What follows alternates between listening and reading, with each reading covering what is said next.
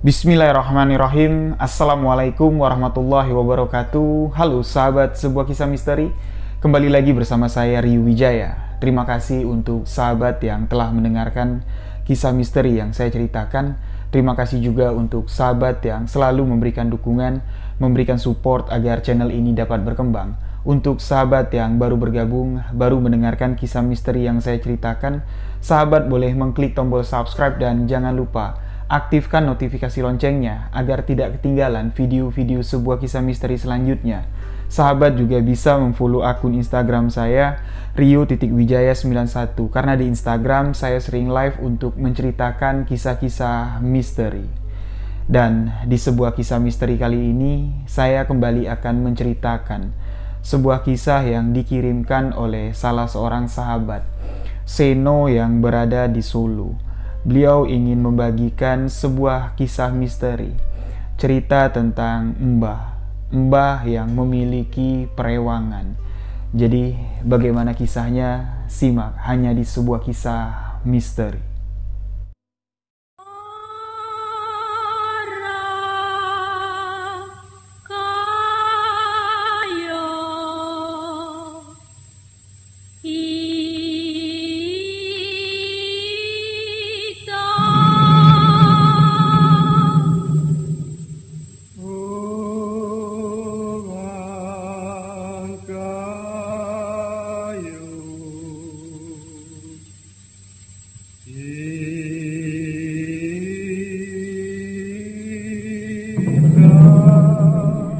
Parewangan, atau yang sering juga disebut sebagai hodam, sosok makhluk gaib yang mendampingi diri seseorang. Kisah ini sangat menarik sekali untuk dibagikan kepada sahabat-sahabat semua, karena banyak sekali ya sahabat-sahabat yang DM ke Instagram saya maupun ke email menanyakan tentang istilahnya parewangan atau hodam. Nah, di live saya kemarin di Instagram banyak juga nih sahabat yang penasaran cerita tentang diri seseorang yang memiliki parewangan atau memiliki hodam pendamping. Nah, kebetulan salah seorang sahabat kita yang bernama Seno yang tinggal di Solo, beliau membagikan pengalaman misteri dari mbahnya. Seno sering melihat kejanggalan yang dialami sama si mbahnya si Seno ini. Awalnya Seno nggak tahu kalau si mbah memiliki parewangan. Seno ini tinggal di Solo ya. Beliau ingin menceritakan apa yang terjadi dan apa yang dialami oleh si mbah, nenek dari Seno. Jadi di rumah Seno ini selain tinggal bersama ayahnya, selain tinggal sama ibu dan kedua orang adik Seno, di rumah itu keluarga ini juga tinggal bersama si mbah, nenek Seno, yang merupakan ibu dari ibunya si Seno ini. Seno mengatakan mbah ini udah lama banget ngikut tinggal di rumahnya si Seno karena si mbah ini cuman punya anak 2 orang, kedua-duanya perempuan. Anak pertama ibunya si Seno, anak kedua tantenya si Seno ini tinggal di daerah Sulawesi karena suaminya kerja di sana. Jadi Seno mengatakan masa-masa kecil Seno tuh diasuh sama si mbah. Hari-hari Seno kecil itu dihabiskan bermain sama si mbah. Seno hafal betul watak si mbah tuh gimana, kebiasaan si mbah tuh gimana. Ya karena Seno ini cucu pertama ya pada saat itu. Jadi kasih sayang si mbah ini memang sangat luar biasa sekali lah kepada si Seno. Bahkan kalau malam ya, Seno ini nggak tidur sama ibu bapaknya.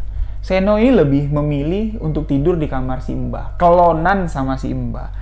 Karena kalau malam-malam tidur sama si mbah, Seno bilang, itu tuh dinyanyiin, didongengin, sampai Seno tertidur lelap.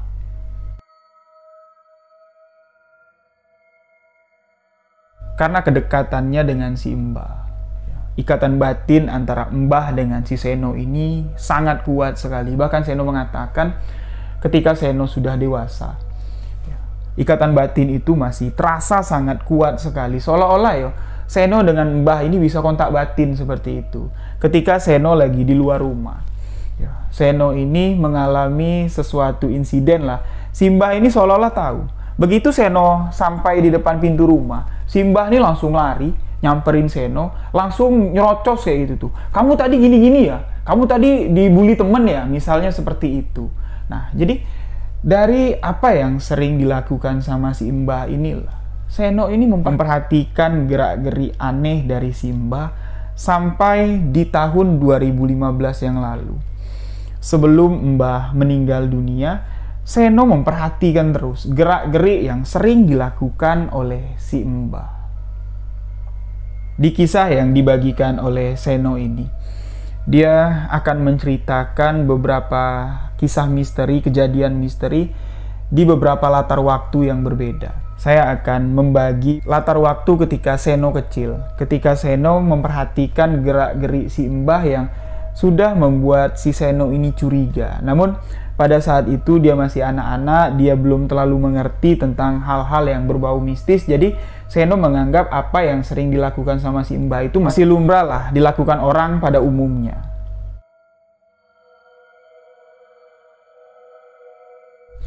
Ketika Seno kecil, dia sering sekali memperhatikan tingkah laku Mbah yang menurut Seno aneh. Jadi kalau malam, sebelum Seno tidur, Mbah ini biasanya tuh nyanyiin si Seno. Kalau nggak dinyanyiin, Seno ini didongengin. Jadi di rumah mereka ini, kamar tempat si Mbah tidur itu letaknya di tengah-tengah. Posisi kamar utama ada di depan. Ada 2 kamar utama di depan. Di tengah ruang keluarga dan di situ ada kamar si Mbah. Di belakang ada 2 kamar lagi, lantas di situ dapur dan pekarangan belakang rumah. Rumah yang ditempati Seno ini rumah yang cukup besar. Ketika malam hari, ketika Seno mau tidur sama si Mbah, Mbah ini ada beberapa keanehan lah ya yang Seno katakan. Lampu di rumah itu, ya, pada saat itu tuh sudah lampu listrik. Kamar Mbah sudah pakai lampu pijar. Namun Mbah ini sebelum dia tidur, lampu itu dimatiin, dia nyalain lampu lentera. Nah, di kamar Mbah, ya, di depan pintu, pas ya, di depan pintu, mentok ke tembok, di situ ada mesin jahit yang masih digayung pakai kaki ya, masih digenjot pakai kaki. Di sampingnya ada meja kecil dan langsunglah di situ ada tempat tidur. Yang mana di tempat tidur itu Seno sama si Mbah tidur. Nah, lampu lentera itu ditaruh di meja kecil di samping mesin jahit. Jadi ketika Seno nanya sama si Mbah, "Mbah, kalau Mbah nggak mau gelap-gelapan, ya nggak usah dimatiin lampunya. Kok malah nyalain lampu lentera?" Seno bertanya kepada si Mbah. Mbah cuman bilang, "Udah kebiasaan, Le. Mbah biasa tidur pakai lampu lentera. Nggak biasa kalau pakai lampu kayak ginian," dia bilang. Jadi alasan si Mbah itu dia nggak biasa pakai lampu neon itu ya, terlalu silau dia bilang. Jadi dia juga nggak mau kamarnya gelap, jadi dia nyalain lah lampu lentera. Namun di sini Seno ini memperhatikan ada beberapa kejadian-kejadian aneh yang terlihat dari lampu lentera tersebut. Jadi kalau Seno ini tidur malam-malam ya, kalau Mbah lagi ngedongeng, dia sering memperhatikan ujung kakinya. Dari cahaya lampu lentera yang berasal dari bawah kakinya itu, Seno ngelihat ke sana. Dan beberapa penampakan sering dilihat oleh Seno. Yang kerap kali dilihat oleh Seno, ya, ketika Mbah sedang ngedongeng, ya, Seno belum bisa tidur, dia memperhatikan ke bawah. Seno ini ngelihat di tepi tempat tidurnya si Seno dengan si Mbah ini, ada sosok hitam besar, berbulu, duduk di depan lampu lentera tersebut. Seolah-olah sosok itu juga turut mendengarkan dongeng yang diceritakan oleh si Mbah. Tapi ketika Mbah ini seperti sadar ya, kalau Seno ini sedang melihat sosok penampakan yang mengerikan lah, Seno bilang. Nah, Mbah ini langsung dan Mbah mengatakan, "Hush, sana pergi. Ngapain kamu di sini? Sana. Nah, Mbah ini seperti mengusir sesuatu ya. Tapi ketika Seno nanya, "Mbah ngapain, Mbah? Siapa yang Mbah usir?" Nggak ada siapa-siapa. Ketika Mbah mengusir sosok itu, sosok yang dilihat sama si Seno pun tiba-tiba menghilang. Nah, Karena kejadian ini bukan sekali dua kali dialamin sama si Seno, jadi dia udah nggak asing lagi dan Seno pun sudah nggak merasa takut lagi lah kalau sekilas melihat sosok penampakan itu ada di kamarnya si Mbah. Lalu kejadian aneh yang lain yang diperhatikan oleh Seno ketika dia masih kecil. Mbah ini kayak punya indera keenam, Seno bilang. Jadi rumahnya tuh pernah sekali hampir kebobolan maling, bahkan maling itu sudah masuk ke pekarangan rumah, ya, sudah nyongkel pintu depan, jendela pintu depan, tapi tiba-tiba Mbah ini tahu, Mbah keluar dan bikin si maling itu kocar-kacir, lari terbirit-birit ketakutan. Ketika Mbah ini ditanya sama ibu dan bapaknya Seno, "Mbah kok mergokin maling, nggak manggil-manggil kami?" Kata bapaknya Seno, "Malah Mbah keluar sendirian. Kalau Mbah diapa-apain sama si maling ya berabe nanti Mbah." Mbah cuma tersenyum sambil mengatakan, "Ya ndak apa-apa, buktinya kan malingnya yang takut sama aku." Lalu ketika barang-barang yang ada di rumah Seno ini hilang atau keselip, yang sering kehilangan itu ibunya Seno ini, orangnya teledor sekali. Cincin ibunya Seno itu sering sekali kelepas. Jadi kalau dia mandi, cincinnya tuh kelepas, nggak tahu ya hilangnya kemana. Itu cuman si Mbah lah yang bisa nemuin. Nggak tahu gimana caranya si Mbah nyari. Mbah nggak perlu lama nyarinya, tiba-tiba cincin itu sudah diketemukan sama si Mbah. Kalau ditanya, "Mbah dapat di mana? Di mana tadi kamu naruhnya?" "Ya disitulah aku dapatnya." Cuman itu aja yang dijawab sama si Mbah. Seno juga sering memperhatikan si Mbah ketika Mbah ini bertamu ke rumah orang. Ya, jadi kalau kita bertamu ke rumah orang, itu pasti disuguhi makanan lah. Misalnya disuguhin kue, misalnya kayak gitu ya. Jadi ketika Mbah ini disuruh nyicipin kue yang disajikan sama si tuan rumah, Seno ini hafal betul hal pertama yang dilakukan sama si Mbah. Sebelum si Mbah makan kue itu, Mbah ini pasti nyomot sedikit, ya, nyomot sekupil, itu pasti ditaruh di atas meja. Barulah si Mbah ini memakan kue tersebut. Jadi yang sekupil tadi, yang sedikit tadi itu ditaruh di atas meja. Kalau Seno bilang, itu cemilan buat temennya si Mbah. Mbah cuman ketawa. Karena Seno ini sudah mulai sadar ya, gerak-gerik yang sering dilakukan sama si Mbahnya. Dengan penampakan-penampakan yang sering dilihat sama si Seno di kamarnya si Mbah, Seno ini sudah mulai sedikit demi sedikit sadar kalau Mbahnya ini ada sosok gaib yang mendampinginya. Mbah ini berteman dengan bangsa jin.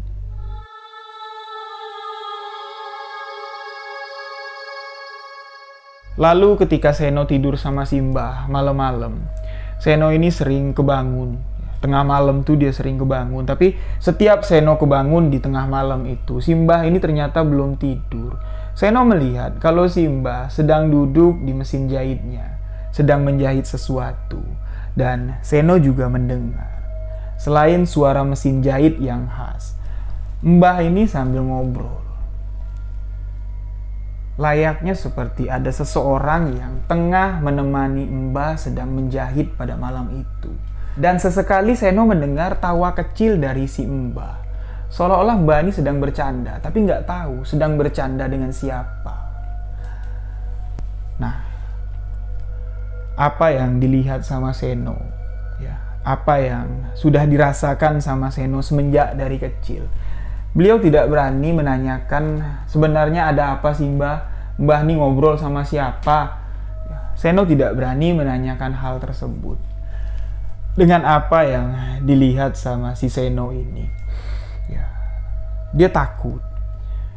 Tapi karena Mbah nggak takut, dia bilang. Jadi Seno pun nggak takut, dia bilang. Tapi Seno sama sekali tidak berani bertanya kepada si Mbah. Sebenarnya ada apa sih Mbah? Sebenarnya siapa teman Mbah ngobrol malam-malam dan sosok yang sering Seno lihat ketika Mbah sedang ngedongeng itu siapa? Seno sama sekali tidak berani bertanya pada saat itu. Lantas di sini waktu pun berlalu, kejadian-kejadian yang aneh yang kerap dilihat lagi sama si Seno. Ketika sebelum di tahun 2015. Di tahun 2015 Mbah meninggal dunia di usia yang ke-74 tahun. Di usianya yang sudah cukup tua, Seno bilang, Mbah sama sekali tidak mengidap penyakit yang membuat dirinya menderita. Penyakit yang diderita sama si Mbah tuh, yang dikeluhkan sama si Mbah tuh cuman di bagian persendian kakinya sajalah. Mbah tuh nggak bisa jalan jauh, Mbah nggak bisa berdiri lama-lama. Bahkan untuk sholat pun Mbah nggak sholat berdiri lagi, Mbah sholatnya duduk ya. Nah, jadi Mbah sakitnya nggak lama, Seno bilang kurang lebih sekitar 1,5 tahun. Lalu di tahun 2015, Mbah pun menghembuskan napas terakhir. Semasa Mbah sakit inilah, Seno ini kerap sekali melihat kejadian-kejadian aneh yang terjadi di kamar Mbah, dan Mbah pun sudah nggak sungkan-sungkan lagi lah istilahnya ngobrol dengan sahabat yang tak kasat mata dari si Mbah ini di depan Seno. Nah, ketika Mbah sakit, Seno ini sudah tumbuh dewasa. Ketika itu dia kelas 3 SMA, ketika Mbah sakit ini. Jadi, selama 1,5 tahun Mbah sakit, Seno tidak pernah lupa ya dengan kebaikan Mbah di masa kecilnya. Mbah yang merawat si Seno, Mbah yang menemani Seno bermain.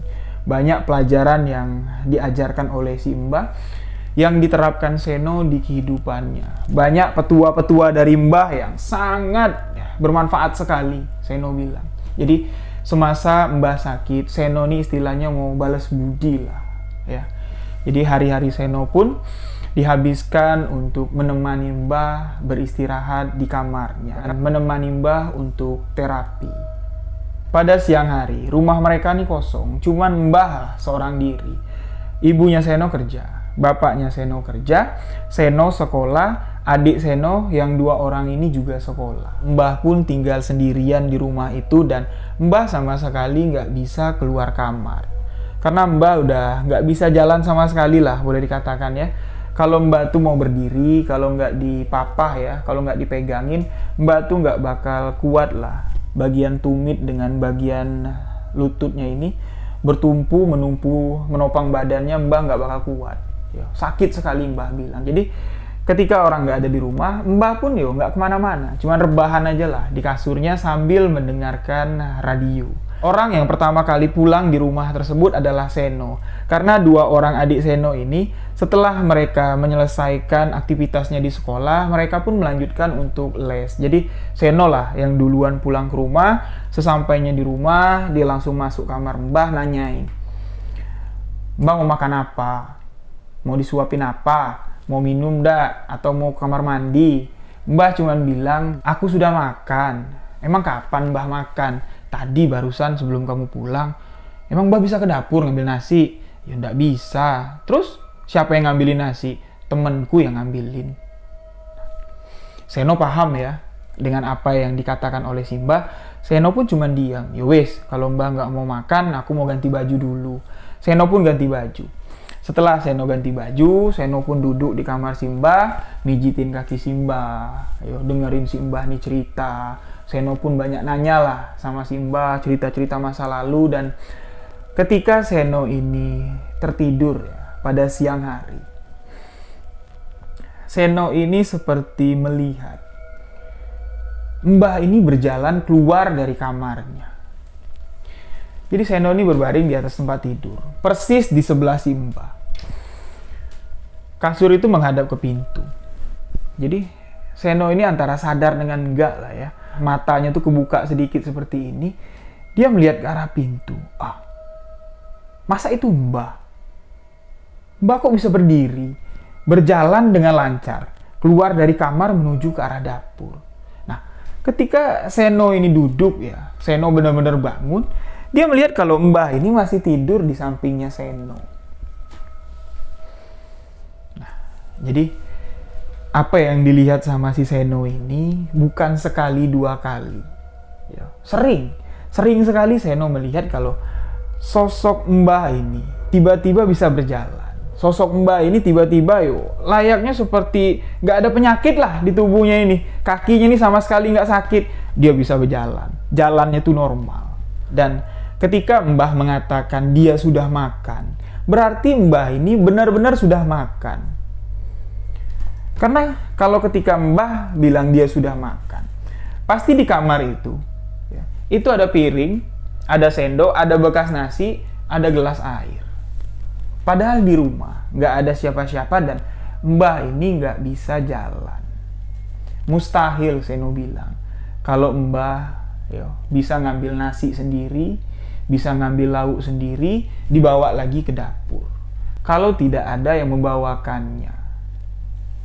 Nah, dengan kejadian-kejadian yang lihat jelas sama mata kepalanya si Seno, akhirnya ketika si Mbah ini sakit, barulah di sini Seno ini memberanikan diri bertanya kepada si Mbah. Mbah, temannya si Mbah tuh siapa ya Mbah? Kok cuman Mbah yang bisa ngelihat? Awalnya Mbah sama sekali tidak mau menjawab. Dia cuma diam. Mbah mengalihkan obrolan, mengalihkan pembicaraan ke topik pembicaraan yang lain. Di sini lagi-lagi si Seno nanya, Mbah, aku tuh bingung Mbah. Mbah bilang Mbah ada temen nganterin Mbah makanan. Memang piringnya ada, gelasnya ada. Padahal di rumah ini kan gak ada siapa-siapa. Aku tanya bapak, tanya ibu. Bapak sama ibu masih di kantor. Aku tanya juga sama adik-adik. Adik-adik juga masih di sekolah. Jadi siapa Mbah? Temennya si Mbah tuh siapa? Kalau Mbah ada temen, kenalin lah sama aku. Atau jangan-jangan temen Mbah yang sering aku lihat waktu kecil dulu ya. Nah, disinilah si Mbah ini baru mau menceritakan kepada Seno. Wes, kalau kamu tahu ngapain kamu nanya? Kan dari dulu kamu udah pernah ngeliat. Udah, ya itu temanku. Besok juga jadi teman kamu.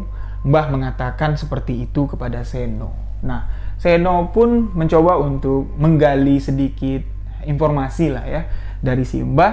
Teman yang dikatakan sama si Mbah ini siapa? Sosoknya tuh gimana? Berasal dari bangsa apa? Mbah pun menceritakan bahwa sosok yang sering kamu lihat ketika kamu masih kecil, sosok yang Mbah katakan ngebantuin Mbah nganterin makanan, itu adalah sosok Parewangan atau Hodang. Dia merupakan sosok jin, berasal dari bangsa jin.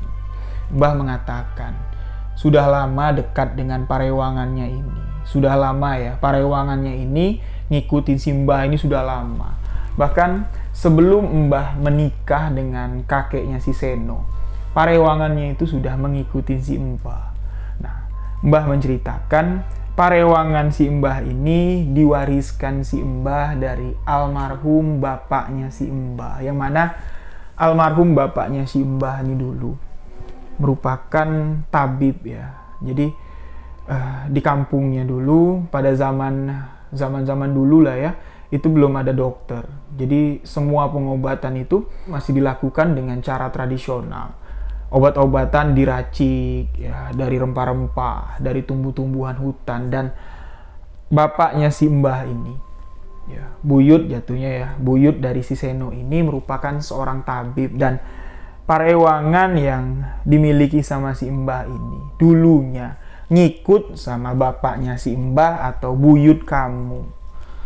Nah, jadi nanti kalau Mbah sudah meninggal, antara tiga.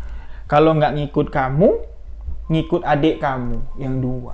Salah satu dari kalian pasti akan didampingi oleh Parewangan yang Mbah miliki ini. Karena ini adalah turun-temurun. Nah, di sini Seno pun bertanya lagi kepada si Mbah. Wujudnya gimana Mbah? Kalau dulu waktu aku masih kecil, aku tuh sering ngelihat, Seno bilang. Wujudnya tuh kayak genderuwo, Seno bilang. Badannya tuh penuh bulu. Wajahnya tuh mengerikan. Tapi Mbah mengatakan, sosok asli dari Parewangan yang dimiliki sama si Mbah, wujudnya itu layaknya seperti manusia. Namun dia bisa berubah-ubah. Ya, dia bisa berubah wujud sesuai dengan keinginannya. Jadi si Mbah sebenarnya pada hari itu ya, beliau ingin langsung istilahnya ya menurunkan Parewangannya itu kepada si Seno. Kamu mau nggak kenalan dengan Parewangan si Mbah? Tapi ketika kamu sudah kenalan, ketika kamu sudah tahu siapa nama Parewangan kamu nggak akan bisa berpisah sebelum kamu mati atau sebelum kamu mewariskannya. Di sini Seno takut. Ya, Seno mengatakan, enggak lah mbah, kalau iya memang nanti dia mau ngikut saya, ya biarinlah dia datang sendiri. Ih, enggak ah, aku takut mbah. Weh, kamu lanang kok takut kalah sama wedok? Si mbah sambil ngeguyon sama si Seno. Nah, jadi mbah menceritakan kepada si Seno, dengan parewangan yang dimiliki sama si mbah. Jadi mbah ini memiliki kemampuan yang tidak dimiliki oleh orang banyak. Jadi istilahnya seperti indera keenam dari si mbah ini kebuka. Dengan adanya parewangan yang selalu ada di sekitaran mbah, mbah ini bisa tahu apa aja yang mbah mau tahu. Dia tinggal bertanya kepada parewangannya. Seperti mbah mau tahu sekarang Seno lagi ngapain. Parewangannya tinggal pergi. Melintasi dua sisi dari dunia ini, langsung sampai ke tempat Seno, melihat Seno lagi ngapain, dan parewangannya itu kembali lagi menceritakan kepada mbah. Seno lagi belajar, Seno lagi di sekolahan, lagi pacaran, Seno lagi bolos sekolah. Mbah tahu semua. Mbah tinggal nanya sama parewangan mbah, dan kalau mbah perintahkan, parewangan ini akan pergi. Kalau mbah suruh pergi, dia pergi. Kalau mbah suruh datang, dia pasti akan datang. Dia tidak akan menolak perintah mbah. Nah, setelah Seno ini tahu ya, siapa sosok yang selalu ada di samping si mbah, dan Seno pun sempat meneteskan air mata ketika mbah mengatakan hal ini. Inilah hadiah yang Gusti Allah berikan kepada si mbah. Mbah nggak punya banyak anak. Alhamdulillah, ketika mbah sakit, anak-anak mbah sibuk kerja. Gusti Allah menitipkan makhluk lain untuk merawat mbah. Makhluk lain yang senantiasa menemani mbah. Di sini Seno pun sadar bahwa mbah ini butuh kasih sayang. Karena keluarganya si Seno ini memang sibuk sekali dan terlalu sibuk. Ya, sampai-sampai si mbah ini, karena mbah udah nggak bisa keluar kamar lagi. Walaupun tinggal serumah dengan ibunya Seno, anak kandung dari si mbah. Seno mengatakan, mbah nih ketemu sama ibunya itu palingan seminggu 2 kali. Ketika ibunya Seno memandikan mbah, ngeramasin rambutnya si mbah. Mbah nih melakukan aktivitas sehari-harinya, mandi, buang air kecil. Itu dia lakukan sendiri dengan cara ngesot. Jadi kamarnya si mbah itu sudah direnovasi. Kamarnya itu udah dibikinin kamar mandi. Jadi mbah nggak perlu jauh-jauh ya ke kamar mandi di luar. Mbah kalau mau buang air kecil, kalau mau buang air besar, kalau mau mandi, tinggal ngesot dikit lah dari tempat tidurnya ke kamar mandi. Jadi 2 minggu sekali barulah ibunya Seno ini masuk ke kamar si mbah, nyuciin rambutnya si mbah. Disitulah beliau baru bertemu dengan anaknya. Tapi mbah sama sekali nggak pernah komplain lah dengan kesibukan, dengan perhatian yang kurang diberikan oleh anaknya kepada si mbah. Mbah ini cuman sering nyindir-nyindir dikit lah sama Seno. Seno bilang, tapi Seno paham lah ya kondisi ibunya gimana, kondisi si mbah juga gimana. Seno juga sedikit menyalahkan ibunya karena terlalu acuh dengan keberadaan mbah. Nah, singkat cerita, setelah hari itu Seno tahu parewangan yang dimiliki mbah ini bisa berubah-ubah wujud. Kadang-kadang menyerupai si mbah, kadang-kadang menyerupai ayahnya si Seno, kadang-kadang menyerupai 2 orang adiknya Seno. Ketika Seno sedang di rumah sendirian, Seno pun merasa takut. Takutnya nanti parewangan itu muncul dengan wajah yang aneh ya di dalam pikirannya. Akhirnya Seno meminta kepada si mbah, "Mbah, walaupun mbah udah ngasih tahu aku kalau mbah tuh ada parewangan, ada hodam, ada sosok gaib pendamping, kalau aku ceritain sama adik-adik, mana mungkin lah mbah mereka percaya. Emang kenapa? Bilanginlah sama parewangan mbah, jangan sering-sering keluar kamar. Kalau mau di kamar aja lah nemenin mbah. Takutnya kalau orang rumah tahu, heboh nanti mbah. Dan Mbah pun ya setuju ya dengan pendapat dari si Seno ini, karena memang tidak ada orang yang tahu kecuali Seno kalau Mbah ini memiliki parewangan. Ibu dari Seno pun tidak tahu kalau Mbah ini memiliki pendamping atau parewangan. Nah, di sini setelah Seno mengatakan hal demikian kepada si Mbah, parewangan dari si Mbah ini juga sudah tidak pernah lagi terlihat warawiri di tengah rumah. Ketika rumah kosong, kalau Seno sedang sendirian di rumah, nggak pernah lagi tiba-tiba Mbah bisa keluar jalan kaki, udah nggak pernah kelihatan lagi.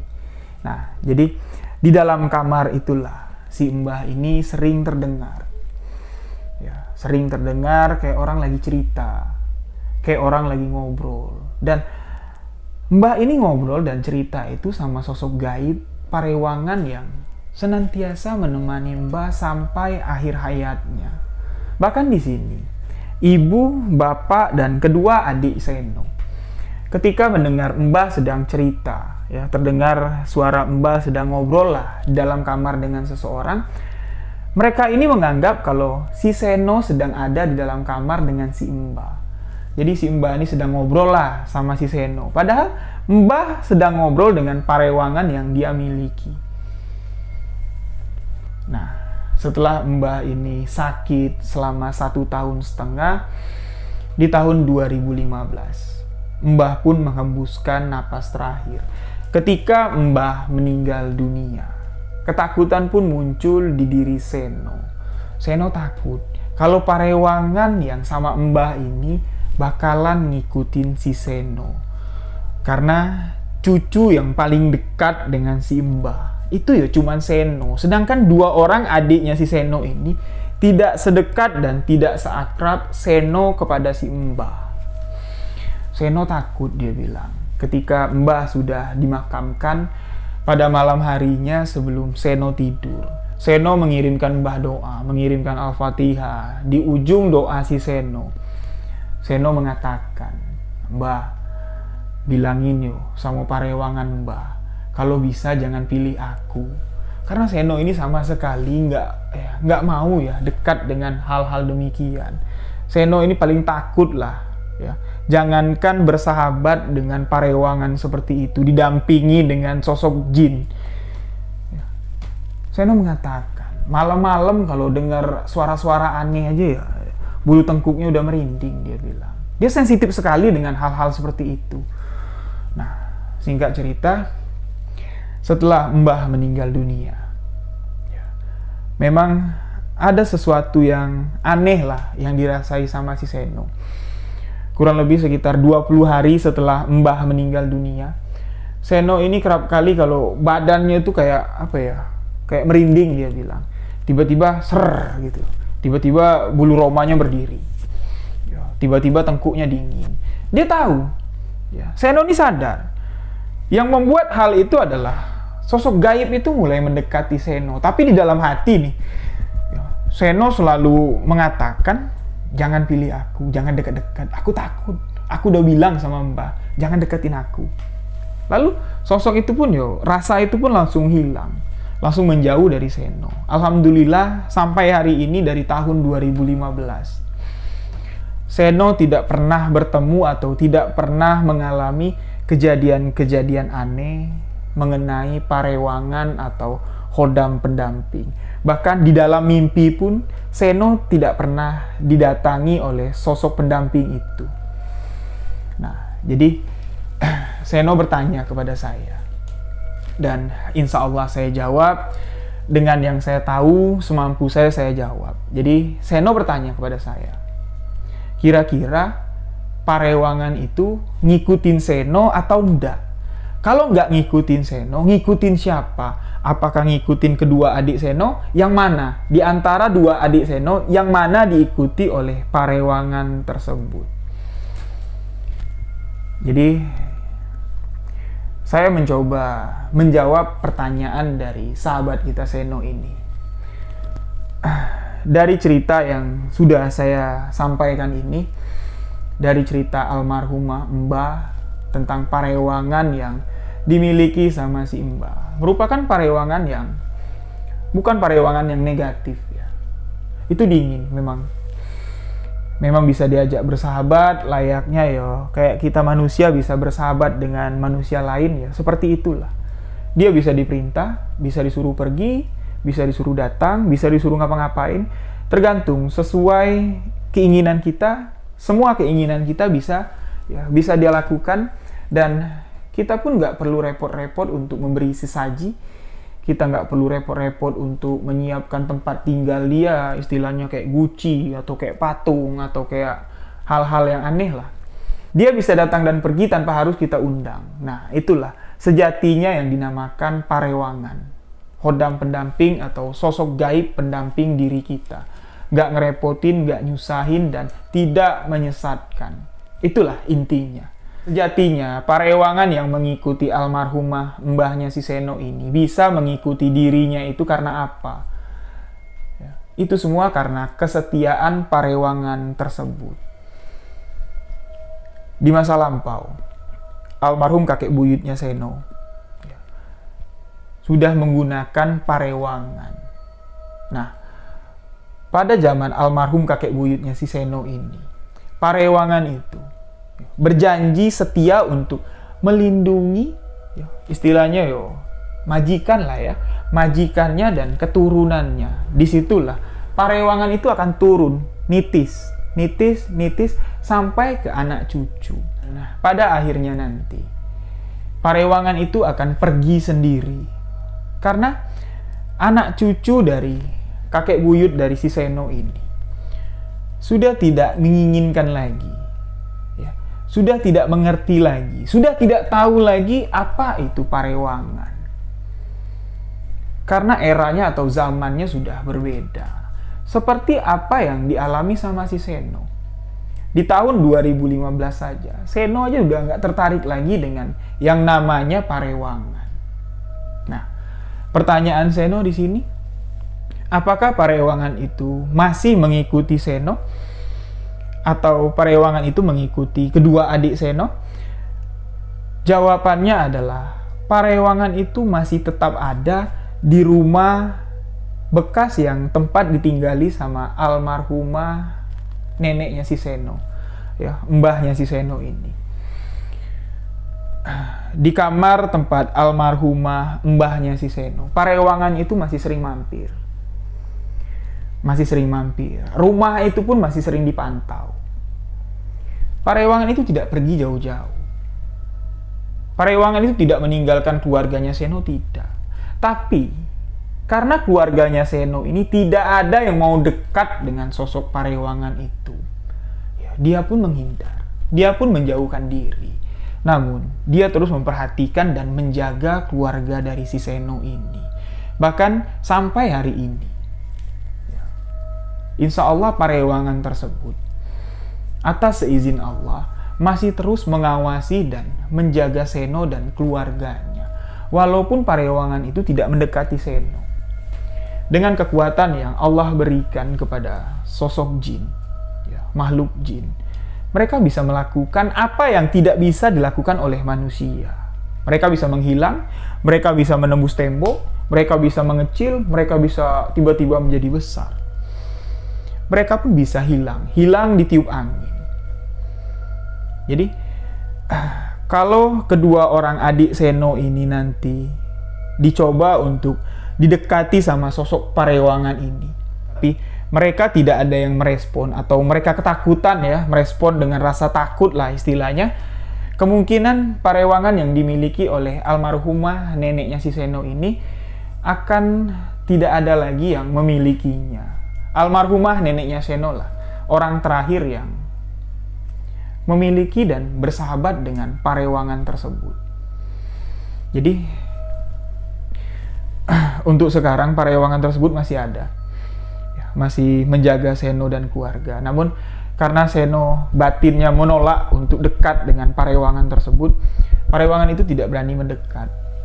Sebenarnya parewangan itu pengen sekali lah kalau Seno ini yang memilih, kalau Seno ini yang istilahnya meneruskan apa yang dilakukan sama almarhumah neneknya. Karena Seno ini sudah tahu, sudah dekat dengan parewangan itu semenjak Seno ini kecil. baunya itu udah ada. Karena ya ketika Seno mendengar cerita dongeng dari almarhumah nenek, Parewangan itu juga duduk sambil mendengarkan cerita dongeng dari almarhumah neneknya Seno. Nah, jadi demikianlah kisah misteri yang dibagikan oleh Seno. Ya, dia membagikan beberapa kejanggalan-kejanggalan yang dia lihat dari apa yang sering dilakukan oleh almarhumah neneknya. Jadi itulah kisah misteri tentang Parewangan. Sebenarnya banyak ya kisah misteri tentang Parewangan. Insya Allah nanti akan saya bagikan lagi beberapa kejadian misteri, kejadian orang yang sengaja mengambil Parewangan tapi dia nggak bisa mengontrol, akhirnya dia kena tulahnya sendiri. Kejadiannya terjadi di Jambi dan insya Allah nanti akan saya bagikan kepada sahabat semua. Jadi demikianlah sebuah kisah misteri kali ini. Terima kasih untuk sahabat yang telah mendengarkan. Mohon maaf jika ada salah-salah kata, salah ucap dalam penyampaian kisah ini. Saya Riwijaya mengucapkan wabillahi taufiq walhidayah. Wassalamualaikum warahmatullahi wabarakatuh. Salam sebuah kisah misteri.